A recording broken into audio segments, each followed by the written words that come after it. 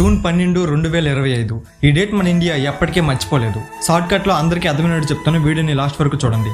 Air India AI-171 అనే plane crash అయ్యి దాదాపుగా 260కి పైగా చనిపోయారు. ఈ నెంబర్ ఇంకా పెరిగే అవకాశం కూడా ఉందంట.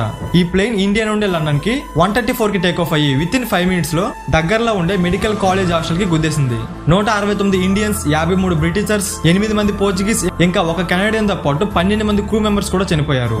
బట్ ఒక్కడే బతికాడు, విశ్వాస్ కుమార్ రమేష్. ఇతను ఎగ్జిట్ కి దగ్గర ఉండే సీట్ లో కూర్చున్నాడు. ప్లేన్ క్రాష్ అవుద్ది అని తెలిసిన వెంటనే దూకేశాడు. చిన్న గాయాలతో బ్రతికి బయటపడ్డాడు. ఈ ఏరోప్లేన్ ఆల్రెడీ 10 గంటల జర్నీకి సరిపడేలా 125 లక్షల లీటర్ల ఫ్యూయల్ ని క్యారీ చేస్తుంది.